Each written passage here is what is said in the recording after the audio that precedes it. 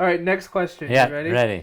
This is from a friend of ours, Nolan. I would be interested to hear more about what Dr. Strachan means when he says the universe is moving towards greater Oh, functionality. I love that question. My question, assuming it makes sense in his framework, would be this: towards what end does this functionality serve? In other words, what is the universe getting better at doing? Wonderful. Okay. We can take man and show through the evolution of just our time and use that as one illustration. We're getting brighter and brighter. We now commonly take it, without even thinking much about it, that there's so many more geniuses around today than there were 100 years, 200 years, 300 years. We're also getting meaner in some ways. For example, we breed violence in our country, and we're more violent than others. So the thing is, that's functionality in the sense that if we give the drugs power and think they solve anything. Now, what does that mean? Well, taking the drugs, it thought it worked, but it doesn't. So I'll give you a perfect example. SSRIs, Paxil, Zoloft, so forth. So when you begin taking them, they do ameliorate sometimes. Sometimes they don't even work from the beginning. After 10 years, they turn on you. More frustrated, more anxiety. As a matter of fact, New Zealand has just given up psychiatry. They took on psychiatry and medications 20 some years ago, and by the use of medications, they have more depression, more anxiety, more suicides, and they are pissed as a nation. The medications didn't work. The medications. And our researchers riffed with this. So, it strove for the functionality, saw that it didn't work. Changes, one last. In Eastern Europe, particularly in the countries northeast of Russia, they've been drinking longer and had longer time of alcoholism. They now are having genetic predispositions to not become an alcoholic. The liver, the kidneys, and other systems are dissipating the alcohol sooner, and you may just remain as kind of a heavy drinker and not get the full alcoholic. Every time something is tried and doesn't work, it changes. Epigenetically, right? Epigenetic. If we did absolutely nothing about obesity over a number of years, it would solve itself. Because that's just how evolution works. It's just how evolution works.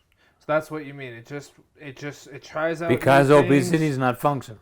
So the universe Now, tries out new things. right. It experiments. It creates different Exactly. phenomena, and then if it's not working, it drops it and lets it go. And Right. A tries few years ago, a good friend of mine was nutritionist in Canada at a large university, came down to make some studies of our Native Americans and obesity. And I asked her at the end of her study with him, how many generations? She said, if we came up with really good diets, it would take between 3 and 5 generations to make that change before mutations would come about. Ironically, we got all kinds of data. In countries where there were less food but they weren't starving, skinny people live longer than heavy people. I can go on and on for hours on this. The idea is the universe strives for functionality. It doesn't always get it. Like even alcohol. When alcohol was introduced and at a greater rate of alcohol within the wine or the distilled beverage, it felt pretty good. So the body said, oh, I like this stuff. Once it gets to a high level of alcoholism, not very functional, then it says, oh, I don't. Plus also the conscious part. Here's a brother, recovered. Here's another brother who watches him, and the father who's not recovered. Father not recovered, still drinking. Brother recovered. This observes both. Young enough, says, I just won't take a drink. He doesn't develop alcoholism because he doesn't take a drink. Now it might come out in other addictive ways. So we're not talking about compulsivity per se. Right.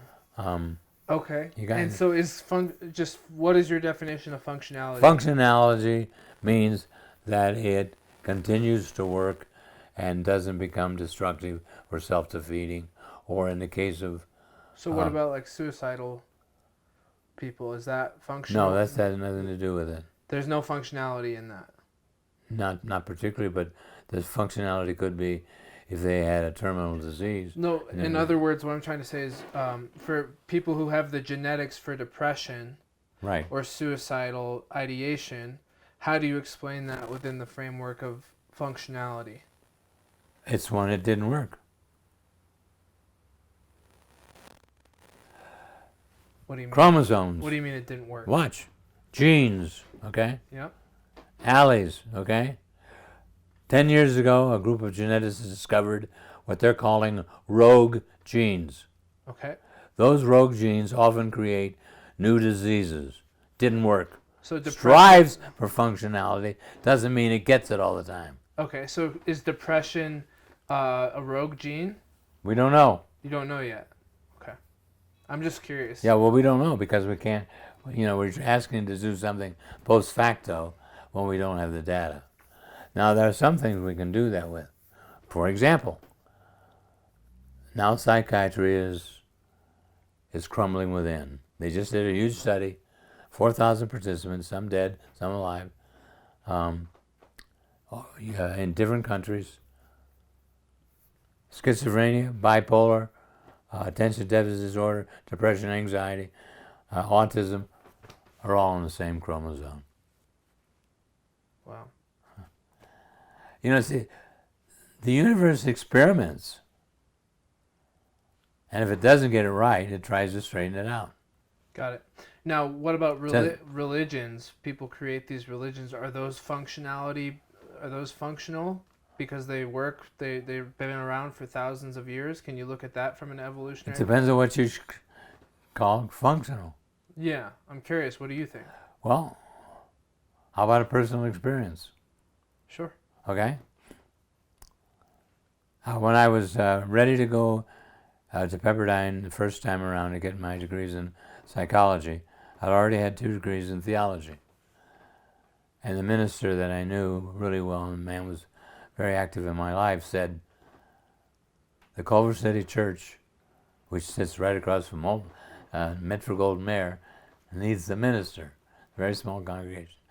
I know you're going to go work with people, Roger, but I think you need to try out for at least, because if you're only there for a year, so it'll be all right.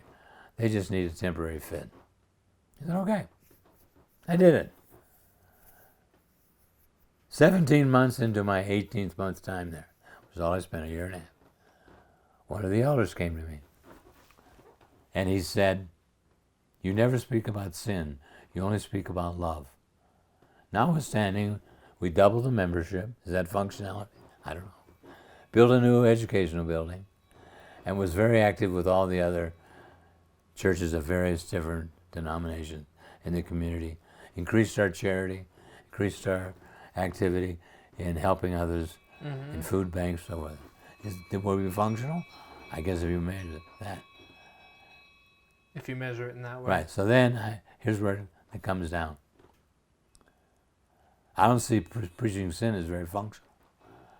And he said, well, what do you think? I said, well, the worst sin I know is the terrible way Christians treat each other from different denominations. That it. Went home, wrote out my letter of resignation. The look in his eye, the gig was up. Right. So what happened? Well, elders came to me that believed what I believed. They should spend a lot of time preaching about love and bringing people in and helping them understand. Right. And I understand that. That makes sense. And for me, it's functional. They treat their families better, etc., etc. They care for their neighbors more. Long story short, I said to the other elders, I am not going to split this church in half. I was only going to be here a couple of years anyway. He will go on and pass away. You're younger. You'll take over. Just keep preaching love. That's the way I saw it. Yeah. Beautiful. So I feel like I've missed one part of the religion question, which is if we look at the history of religion from an epigenetic phenomena. Let's look at it as the functional way, okay? That's what I'm asking. Can All right, you let's do tell it. me what are the ways that religion It depends is on what functional? you decide is functional. Right, So that's here we what go. your story was illustrating. What Right, you decided okay. was functional was love. Yeah, but let's go. Here's a Muslim that follows mainly the early Quran, okay? Sure. And operates more out of love and community and caring, okay? Okay. Okay. Here's a Muslim that follows Sharia laws, which means as the husband, if I don't like my wife, I can kill her. Mm-hmm. Okay. Which is now being tested in some countries. Okay. Yeah. And she's got to wear a burqa and she's got to do this. Okay. Now, he's allowed to treat her any way he wants. Perfect example. 6 years ago, a Muslim man and his son killed the son's sister, his daughter, because she looked at a non-Muslim. When he brought him to court, they brought him in, he said, "Why? I'm doing exactly what my religion says." So he was being functional. So everybody has to decide the value of the functionality. Okay. Here's what we know from Margaret Mead when she studies societies, and nobody has improved upon her work. For a society to exist, you cannot lie to each other and you cannot steal from each other. Okay? Those are the principles of functionality. Yes. Yeah. I So believe you corporal punishment is not functional. I believe when you give corporal punishment to a child, you're bringing in worse possibilities that are dysfunctional. Got it. I think I understand. It's just looking at the complexity of Right. different Remember, all cultures. morals that we know are man-made. Right. The only thing that almost every philosopher, every theologian, every scientist, every metaphysicist, Buddhist, on and down the line, agree on, that the most powerful thing is love. I've been at this 64 years. I couldn't tell you what love is any more than when I started at 20. Right. You just I know how it works. know how it I know it feels. Yeah, yeah. I can see it. I can taste it. Yeah. I know how powerful it is. Right. Right. But even love can't heal all things. That's kind of a new age nonsensical. Okay? Some people get up in the morning and go out and see how much damage they can cause. And that's what's functional for them It's functional for them until it's not. until it's not. It's not functional for the society. So then we get after them, whether they're stealing or killing or whatever. Right. We don't want them to steal from us.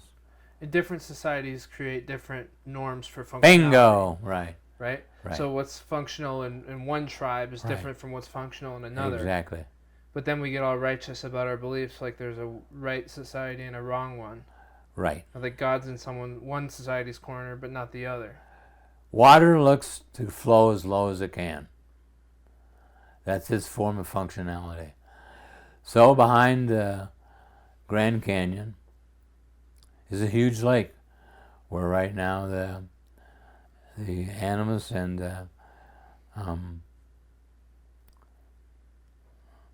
2 or 3 other rivers come together, and one day, over time, it kept chipping away at the red sandstone and burst, and it flows into the Grand Canyon and emptied the lake. Water striving to reach the lowest level. La Plata is the other one I'm thinking of. Does everything it can. That soft little stuff can eat away over a century or two and make a hole. And Got it. okay, Yeah. Yeah. you have to look at what So- the element is. So when we're looking at things like, and then we'll move on to the next question, but personal growth, healing, soul direction, positive life energy, following goals and dreams and visions, we're looking at a very personal phenomena It's the only way. that's based on yes, something deeply right. true for you, but you don't assume that everybody has those same values. You keep them close to your own. No, they don't. Right. So, But we've expressed it in many ways. When you take the oath in medicine, do no harm. And we're not happy with you when you make a mistake in surgery, or we're not happy with you when you give the wrong medicine. And on. So the idea, there are goals that have set. But the principle is, as long as I don't cross your boundary in a destructive way, I can leave out here, and you have to deal with it. What do you mean by that? You can leave So, out here. I'm not rejectable, so tell me you don't like me. I don't like you. So what? Tell it to somebody who cares. I don't give a shit whether you like me or not. Right. On and on and on and on. Okay. I can only be rejectable if I'm rejectable. I can only be shamed. If you have the Right. ability, yeah. Okay. And how does that feed back into my point about everybody having to find their own path and what's Everybody has to find their own path. there's only Socrates came up with that, and it's on every business card ever had. The unexamined life is not worth living. Right. The idea is, and I don't mean minuscule, but I mean we have to constantly check in. I loved the song of the Fifth Dimension in 1965. I just checked in to see what condition my condition was in. Yeah. I'll tell you how ornery I am. I was getting certified as a psychologist in the state of Arizona, so I wrote on the bottom of the application, who checks into the board's condition to see what condition they're in. Right. You're going to exercise power over who checks you. Right. But then you have people say, like, what if my deepest purpose is to be a serial killer? And then... That's what it is.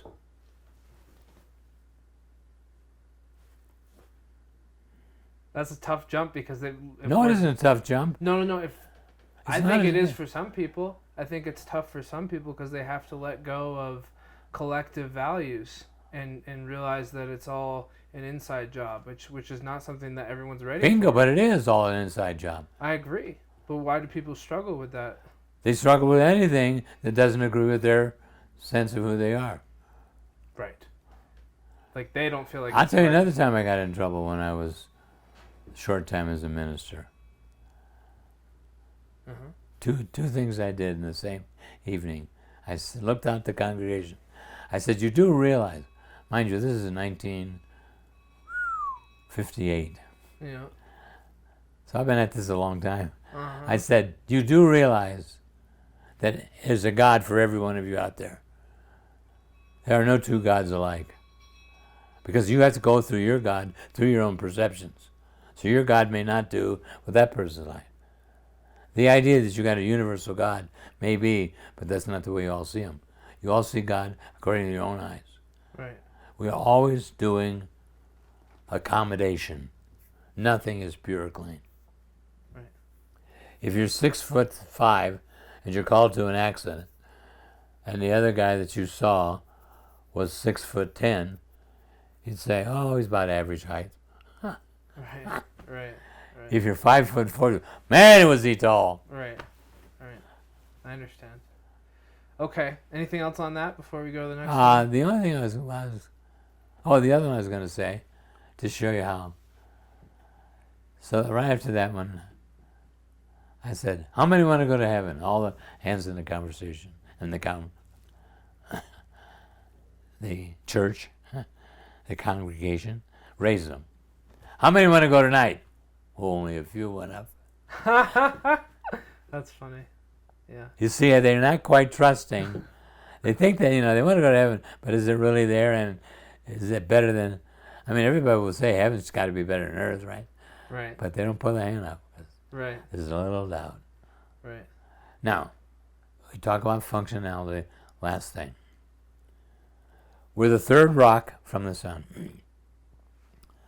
Our sun is close enough to us not to burn us up and not to freeze us out. After a while, we develop an atmosphere. The atmosphere creates lakes and rivers and streams. The molecules down in the center of the earth are now beginning to move. And here we're having a conversation. Many, many genetic mutations from that simple molecule. It's amazing.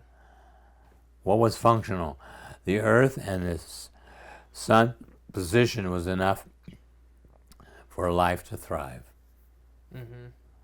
And we're still looking for life in the moon, and maybe it's just going to take longer before it can come out or not. Who knows? Right.